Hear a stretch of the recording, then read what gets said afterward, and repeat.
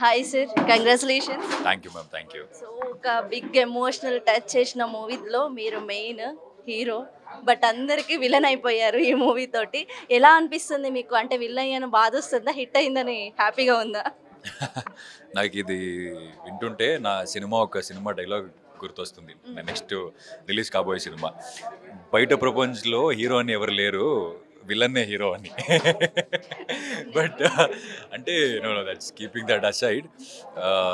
Hero villain అని కాదండి, this is something that Vikram అని క్యారెక్టర్ నెగటివ్ అని చెప్పడం అవ్వదు. అంటే హీ డజంట్ నో బెటర్.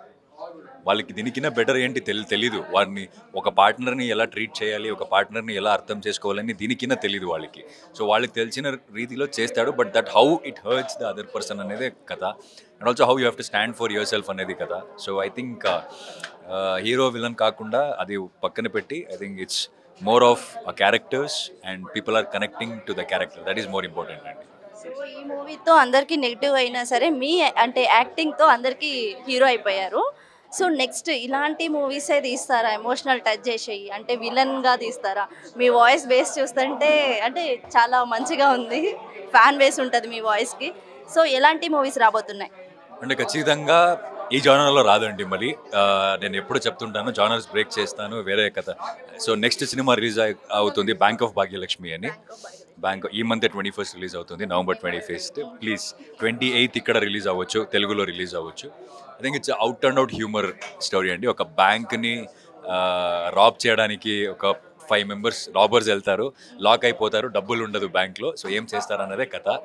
ఇక్కడే చెప్పేస్తున్నారు అంటే దట్స్ ద ట్రైలర్. వస్తున్నాయి ఇంకేంటి. That's the whole genre of the film అండి, నెక్స్ట్ ఫిల్మ్ అది. సో ఈ మూవీతో ఇప్పుడు మీరు గర్ల్స్ ఉమెన్స్ కాలేజ్కి వెళ్తారా? సక్సెస్ మీట్కి స్టే చేస్తారా? ఆలోచిస్తున్నాను, but I think I will go. Because I want to see the